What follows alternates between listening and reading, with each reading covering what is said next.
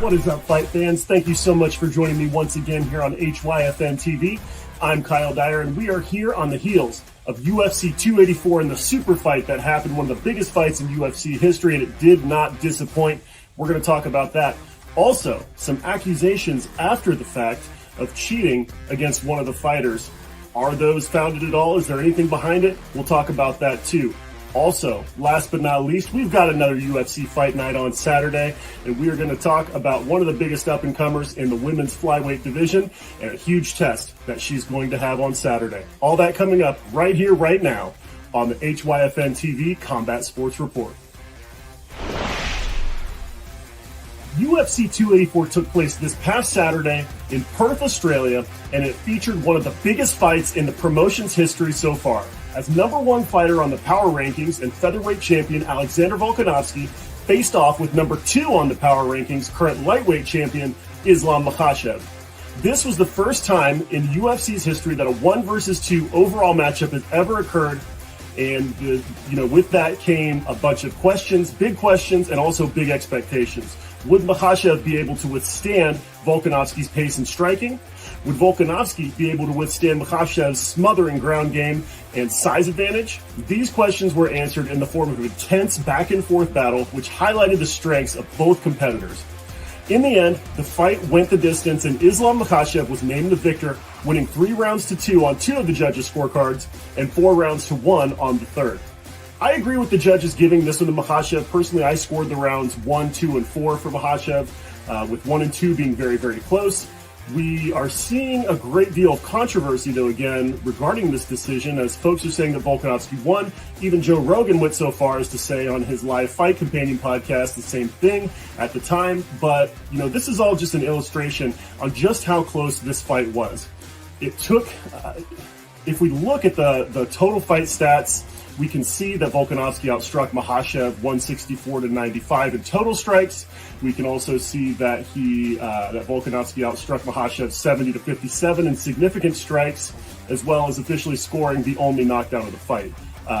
On the other hand, Makhachev held the edge with 4 takedowns to none and 7 minutes and 37 seconds of ground control time against Volkanovski's 2 minutes and 55 seconds, most of that occurring in that 5th and final round. Those numbers sound like Volkanovski had the edge, and it is easy as a fan to fall into that trap. But we need to remember that fights are scored on a round-by-round basis and not as a whole. Round over round, the statistics paint a more accurate picture of how this fight really went and how close it really was. Rounds 1 and 3, very evenly matched and very close.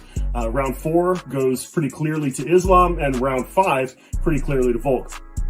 So it was a great and evenly matched fight, 100% yes. Was it a robbery? Absolutely not.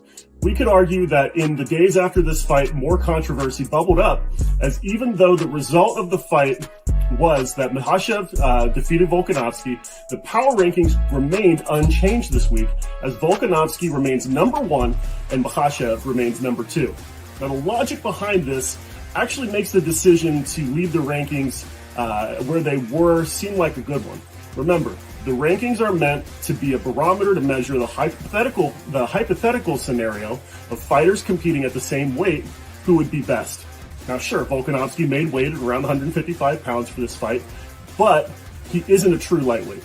He's got a small frame and more bulk than most guys, which is why 145 makes sense for him to compete, even though he can compete at 155. The other side of that coin is Makhachev cutting a great deal of weight just to get to 155 pounds. A more natural weight for him would be closer probably to 185 pounds, which would make him a middleweight. So when we consider this, along with how close the fight was, keeping Volkanovski at number 1 really does make a lot of sense. The only other change on the power rankings this week was the injured Yuri Prohaska dropping out of the top 10 and John Jones moving into the rankings in his place at number 10. The other more nefarious piece of controversy to come out of this fight this weekend was an accusation of cheating from fellow UFC lightweight contender Dan Hooker against Islam Makhachev. Under current U.S. anti-doping agency rules, fighters can only rehydrate naturally after weight cuts. However, Hooker was accusing Islam Makhachev of receiving IV fluids in order to quickly rehydrate and regain his strength for the fight occurring the day after the official weigh-ins. It's important to understand here that Hooker hasn't really presented any concrete evidence on this, so at this point his comments should be taken with a grain of salt. However, these types of services do exist to the general public. There are companies out there who will come directly to your home, your hotel room, wherever you may be, set you up with IV hydration, vitamin infusions, etc., for a fee of a few $100s. So it's not outside of the realm of possibility that someone could cheat in this way. Before we believe it, though, it's important to wait for some actual evidence to come through. Definitely something that we want to keep an eye on as the days, weeks, and months march ahead. Now, let's take a look forward to upcoming UFC Fight Night this weekend. This Saturday, February the 18th, the UFC returns to the Apex in Las Vegas for a fight night with big implications in the UFC women's flyweight division, as number 10 up-and-comer Erin Blanchfield will have the biggest test of her young career as she takes on number 3 Jessica Andrade. Blanchfield comes into this fight on a 7-fight win streak dating all the way back to before her time in the UFC.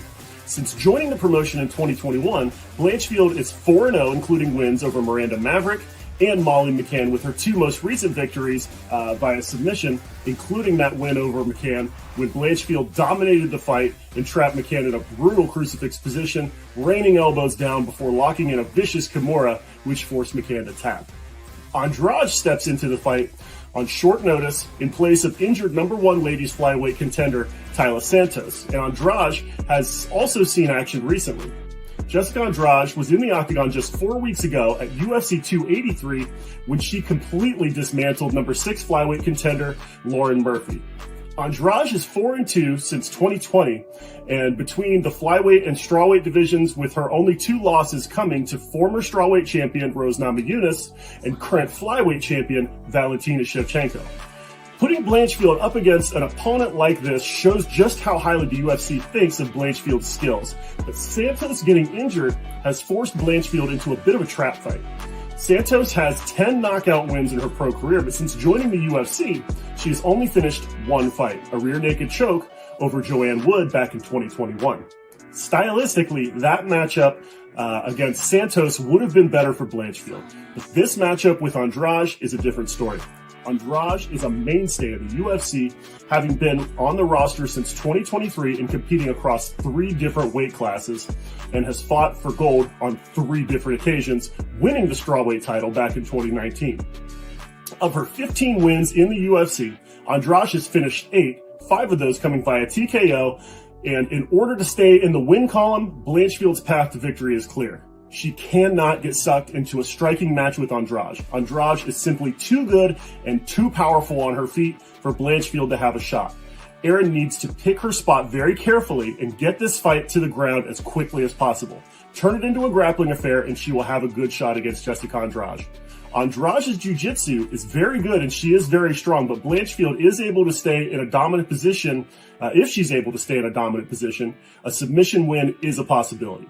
However, I think what's more likely for us to see is Andrade establishing the pace on the feet and hurting Blanchfield at some point, either gaining the finish via strikes or picking up the win as a decision. She is simply too strong for Blanchfield to impose her will on the mat like she's done to other fighters in the past. Look for Andrade to show the world that she isn't going anywhere and prove why she's been one of the fiercest competitors in the UFC for the past 10 years.